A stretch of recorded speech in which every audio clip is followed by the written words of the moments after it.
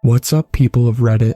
You guys are my last hope. I need someone to believe me. I know I'm not crazy. The police and museums think I'm a hack. These series of posts are going to be my final cry for someone to believe what I found without thinking I did it myself or thinking I'm trying to pull one over on them. If not, oh well, at least it will be entertaining for you, and I know I tried to get this message out. I'm pretty sure it's what whoever this person would have wanted, for someone to know what happened. I guess I'll have to be the messenger for the former survivor. After you read this as well, you will think this person is either a nut job or a survivor, just like how I believe. Let me explain how I got into this position in the first place. I was walking through a local hiking path in my city, which I will not state for obvious reasons. I noticed an old-looking briefcase that was under a big oak tree that I usually use as a landmark to get around. Thinking someone left it by accident or potentially a bomb, I just left it there and went about my day. My mind kept on slipping back to the briefcase, so I told myself I would check up on it the next day, and if the bag went unclaimed after some time, I would enforce the finders keepers rule. After a few days went by with nothing, I finally racked up enough courage to check it out for myself. The briefcase seemed like it hadn't been touched in years. But just last week it wasn't there. Trust me, I take this trail every day, so it didn't make sense how such a layer of dust and grime could form on it. Opening up the briefcase was even weirder. The inside contained a few different kinds of journals, scrolls, and even a slightly cracked slab of stone covered with etchings. Some of these things looked ancient, yellowing and almost falling apart. Some of it looked newer as well, though, so I assumed I found someone's collection of artifacts or something. I noticed that everything was written in English, which was extremely strange because some of the stuff looked like it could have been there from before English itself was a thing. This creeped me out, and I tried to tell someone about it. Nobody would believe me, and it went all the way down the line to here. Like I said, this will probably be my last attempt, so here goes nothing. I have transcribed the first part of the journal down below. Now, dear reader, it's up to you to believe. I'm done trying to put this message out just to look like a crazy guy with a cool story. Honestly, I'm just going to post this in honor of this man just in case this really happened. Here goes nothing. Have you ever felt like you didn't belong here? Put aside your beliefs and religion for a second, think about it human to human. Do you feel like you belong? How about in the past? Have you ever felt like you have lived another life before, or ever had a feeling like maybe you were once royalty before, or a leader? Maybe you have a connection with a certain era in time and you long to live there. Maybe you hate a certain era but don't fully understand why. I have pondered all of these questions, and I definitely have thought about most of these things throughout the years. I probably thought about it a little too much on it, to be frank. That's why I'm in the mess I'm in now. I have nowhere to hide anymore. I have to let it happen. In order to keep my sanity, I am going to keep a log of my experience written in this journal. This can hopefully one day be used as evidence to prove my sanity or insanity. Maybe this might help someone. I know it will help me. Day 1. Where am I? Fuck. Everything's gone. This is just all a bad dream. A really, really detailed, lucid, and intricate one from the depths of my brain. Why can't it be so simple? Just wake up. Wake up. Wake up. Wake up. Ugh, Jesus, I gotta be crazy. This can't be possible. I'm still in my bed just dozing away with REM mode going off the charts. The only problem is, I can't wake myself up from this weird-ass dream. I've pinched myself and slapped my face and basically about any other method to try to wake myself besides killing myself awake. This shit feels way too real for that route. Who am I kidding? This has to be real. That old man was fucking right. The only thing is, he made it sound like I was going to randomly die from random circumstances soon. But no, instead, I find myself laying in the middle of a forest I've never been to in my life. Did the old man drug me? No, I left his hut after I questioned him. I can't remember if I went back to my hotel or if I did something else after that visit. I have all of my things. Not raped, not robbed, no hangover. What the fuck happened to me? I need to get out of this damn forest before I can think about this anymore. It looks like I somehow made it deep into wherever I am. For being lost, this isn't too bad. For starters, this place looked like it's never been touched for years and the forest was thick with vegetation and trees.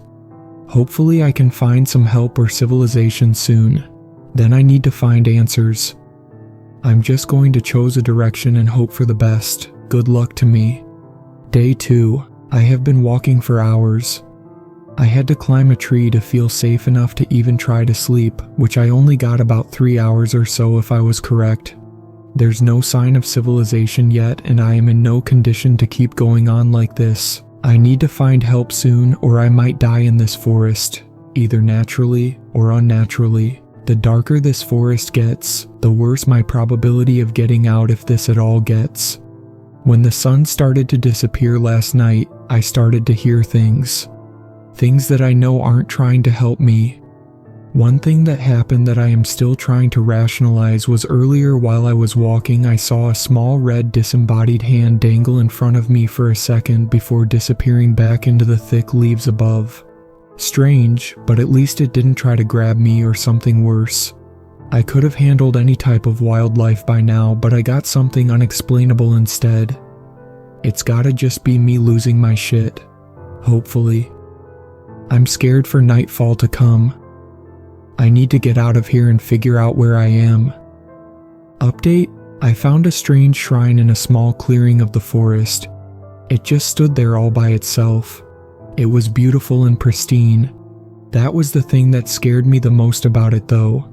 This was the first sign of civilization I have seen since I awoke. It was like a gateway that led to nowhere. What stood before me was a huge jet black Shinto gate or a torii. I have never seen one like this before in any of my research binges. The top of it had ends that seemed like horns, while the rest of the structure seemed sharp and menacing as well. Inspecting it a little closer made me come to the conclusion that it might have been made from obsidian or something similar. It had beautiful intricate carvings all up and down the columns and it seemed to be embedded with jade as well, making a nice black and green color scheme. I wish I could translate Japanese now because the bottom portions of the columns had some Japanese inscriptions etched into it. Does anyone know what Kwaidan means? Update? I had the whispers again. This time they are a lot louder.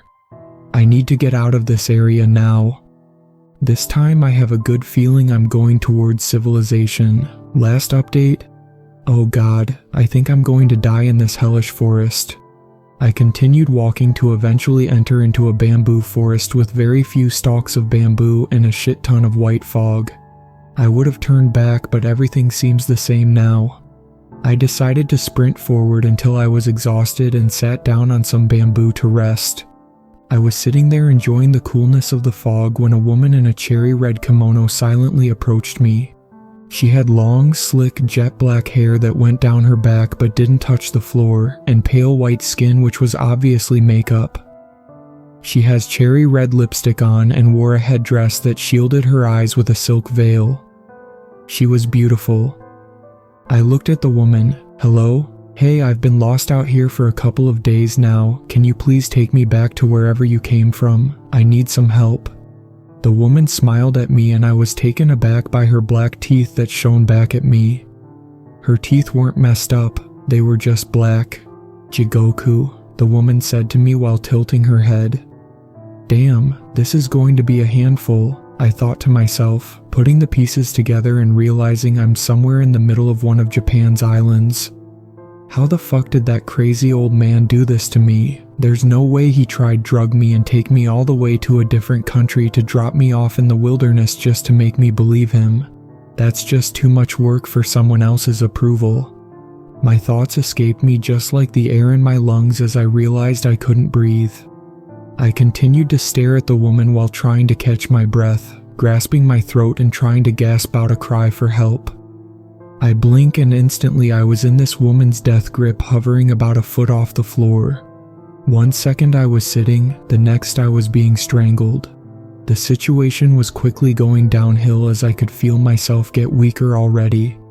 In desperation, I mustered up the rest of my strength and punched the woman square in the face. This action made her release her grip enough for me to fall to my feet and get some air back into my lungs. This also made her headdress fall off of her head and revealed an eyeless face. "Oh fuck no," I screamed and started to sprint away in the direction I thought I saw a slight glow from. She was on my ass in seconds while laughing maniacally, and it took me everything I had to keep her from catching up enough to grab me. After a while of running, I stared to get a piercing cramp on my side that felt like someone stabbed me. I stumbled a little, but ran through the pain. This was the moment I thanked my cross-country coach the most for making me practice all the time. Eventually, I realized that she wasn't behind me anymore. I had a strange feeling that thing couldn't wander too far from that black gate. I kept on going in the direction I thought I saw light coming from, and eventually I came upon a small cabin and a fire. There was an old woman sitting by the fire, not paying any attention to me at all. I was thinking about how to approach the woman as there was probably going to be a language barrier, and I didn't want to scare the first normal person I've seen so far to the point where she wouldn't help me. I sighed and started to walk towards the fire, feeling my anxiety kick in. The moment the woman noticed me, she got up, and when I thought she was going to run back into her cabin, to my surprise, she hurried up to me. Before I had any time to say or motion anything, she said, "Oh my goodness, are you okay? Come here by the fire, you look horrible."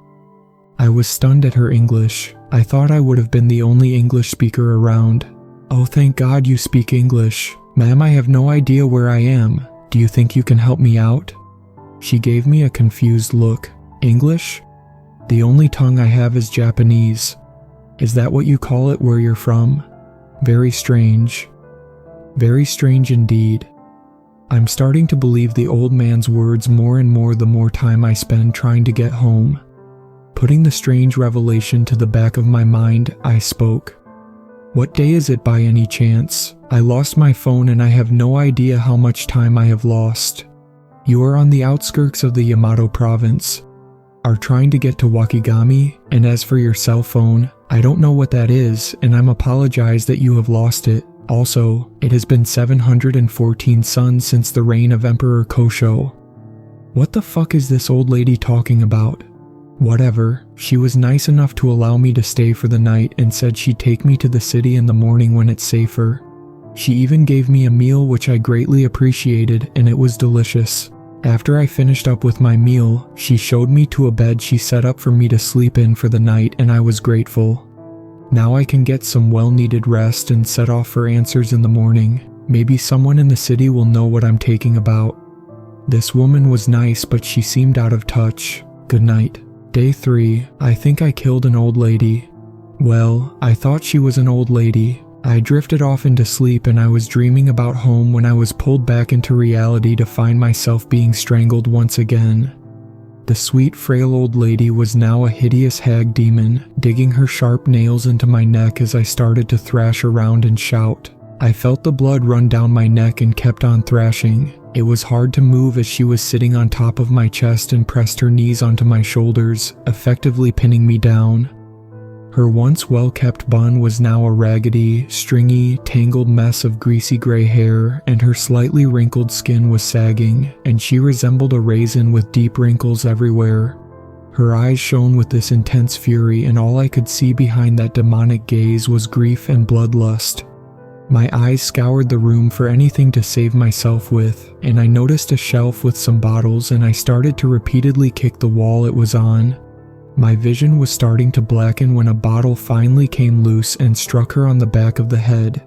This gave me enough time to catch my breath and get to my feet. I went for a knife she was using to cook the night before with, and she tried to pounce onto me again. We struggled for a couple of seconds, toppling over cabinets and destroying the furniture in the cabin when she bit me on my arm with her shark-like teeth. I screamed in pain as she tried to rip a chunk out of my arm, but I jammed my finger into her eye before she could complete the chomp. She let go of my arm and blood started to spurt from it. I ignored it for the moment and went for the knife again while she screeched in a high-pitched tone that resembled a dying cat. The cabin started shaking and a couple of objects started hovering as she started to make a strange growling noise while trying to charge back towards me. I screamed and quickly grabbed the knife and shoved it forward, feeling it sink into her diaphragm as she tried to bite my neck. She froze before her teeth reached my skin and her eyes widened. The room stopped rumbling and the floating objects fell. I wasted no time and stabbed her again and again, scared that she was going to rip me apart for injuring her. I quickened my pace as adrenaline and rage started to take over. She fell to her knees and I started attacking her neck. I kept on stabbing and stabbing until I blacked out and I found myself with the dripping wet handle still in my hand and realizing the blade snapped into her body during my frenzy. She looked a lot more like a normal old lady now that she was just a corpse on the floor, mutilated almost to the point of decapitation and unrecognizable features, but at least not a demon like a minute ago. Feeling the adrenaline wear off, I started realizing I basically just murdered an old lady and start to freak out. I know she tried to kill me first, but I've never killed anything besides a spider or a couple of ants, let alone an old demon lady from Japan. I looked at the scene and threw up. Then I found a way to wash myself off by finding a barrel of water inside the cabin that was miraculously not broken during the fight and started heading in the direction the old lady said she was going to take me last night. A few hours went by and I eventually came face to face with a huge stone wall, and I traced it until I made contact with some travelers that were heading to the city. I tried to talk to them and to my surprise there seemed to be no language barrier for them as well. They came off as rude and dismissive until I told them my story.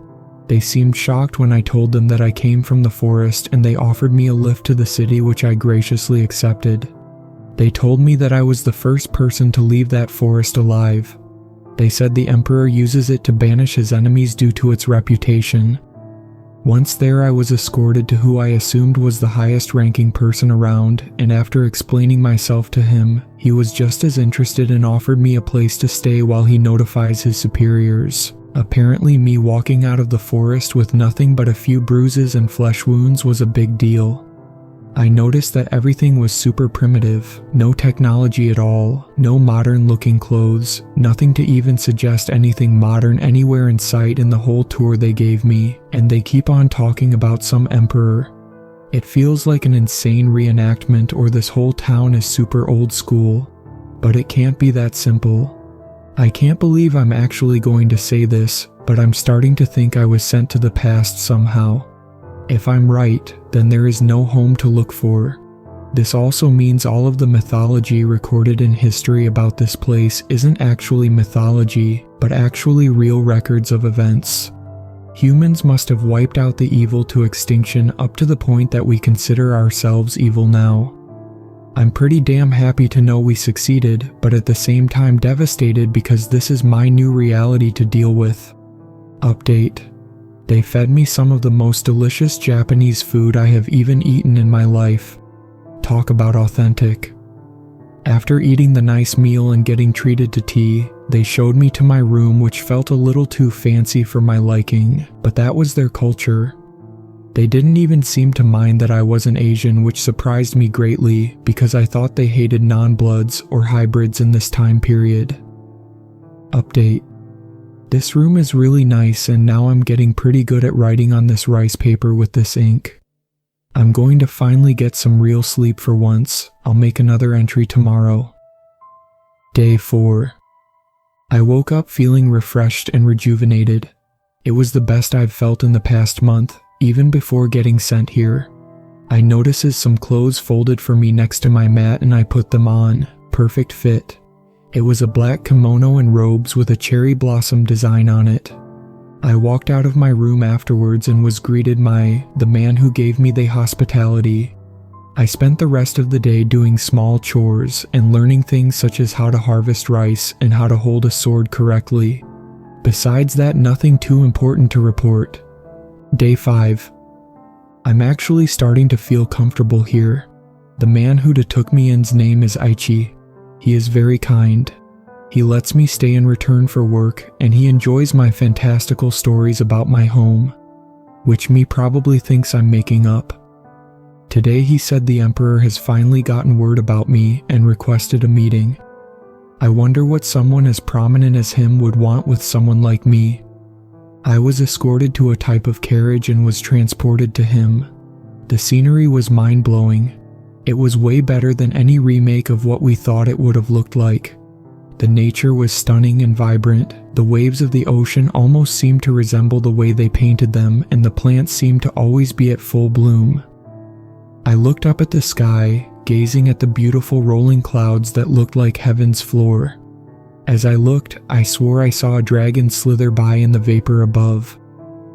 Once I went through all of their customs and they seemed satisfied, they left me alone with the Emperor in the meeting room. He asked me to explain my story to him again, and I did while he stared at me with keen interest. He then asked me to describe in detail the being I slaughtered, and he became even more surprised. "You've slain the Yama-uba? That demon has been terrorizing my people for many suns now. If what you say is correct, collect her head and return to me with it. If it really is her, I will reward you greatly." It seemed like there was going to be no way back home at this point, so I agreed to retrieve the head. Might as well make the best of my situation, right? I made my way back to the murder scene, being extra careful, scared that she was still alive somehow and waiting for me. To my delight, she was still deader than ever, and due to my earlier rampage, I already had most of the decapitation done for me. Looking the other way and trying to pretend I was touching raw beef instead of raw human, I cut away the rest of her head, and when I tried to pick it up, the frail hair ripped and the head plopped back down. I made the mistake of not bringing a sack for the head, so I had to resort to holding the whole damn head like a basketball and brought it back to my ride. It was a very awkward ride back to the Emperor's quarters. He confirmed the head was the desired one, and we celebrated. I felt honored as I was probably one of the only people to ever technically party with the Emperor. He was so overjoyed with the defeat of the demon he started taking sake shots with me, even getting comfortable to tell me some jokes so funny and controversial that he has to lake the guard's leave just to tell me. I will not say what he said either, as he made me drunkenly promise not to, and I'm a man of my word. We laughed, ate, and enjoyed the rest of our evening. He even said that he hasn't been this loose since he was made Emperor, and that it was a well-needed de-stressor, or as he put it, an enlightening experience. He said he had a task for me the next sun before leaving me to my thoughts. I wonder what kind of task he will need of me now. Day 6. Hell no. Does this guy think I'm Superman? I am not going back into those woods. The Emperor had an issue far greater than the Yama-uba. When he explained what it was, I wanted to just disappear or just faint on the spot. The Emperor wanted me to go back into the bamboo and slay the bitch with no eyes. I tried to tell him I wasn't the right guy and that he had many stronger and more qualified men to do the job, but he just kept on insisting that I was the only one that can, as I'm the only known survivor and the only person to kill something at the same time. He said his best men wouldn't even return when he sent them to do the task. I don't know why they were so scared of it. Last time I managed to outrun the thing, so why couldn't they? Besides the extra weight on them, they should have been able to sprint their way out. Eventually, I reluctantly agreed to do it. I requested he bring 2 of his best along with me, and before I left, the Emperor gave me a custom-made samurai sword that he claimed was forged with the most sacred metals and techniques he can offer. I accepted the gift, gave him a bow, and made my way to the bamboo forest. Update. We are about halfway to the area I encountered the lady in. The forest seemed easier to navigate through now that I've survived it once. We are going to set up camp here and take sleep shifts. We all agreed that we would stand a better chance if we could find it during daylight. Day 7. I found the Shinto gate again, still just as creepy as ever. The men I brought with me wouldn't even get close to the thing and just stood there, white as ghosts, and kept muttering things like, "This shouldn't be here," or "This is a bad omen." I reminded them that their Emperor is counting on us and that if I made it out of here, so can they. This seemed to boost their morale enough to stay in the clearing, but they still wouldn't get close to the structure. We waited there for hours and there was no sign of the eyeless lady anywhere. It was getting to the point that even I was getting a little impatient. I'm telling you guys, I ran in that direction and rested on some bamboo when she approached me. They just nodded their heads, but I can tell they were starting to get ticked off. Alright, if you guys want, we can go to the spot I rested at and wait for her there. One of the men spoke up.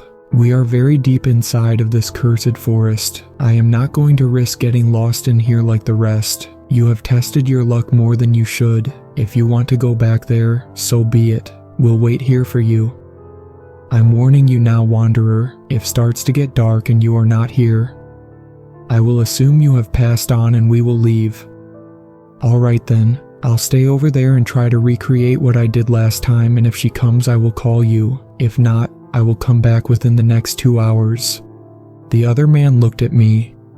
You are either a fool or you're our salvation. I give you good fortune. Be safe, Wanderer.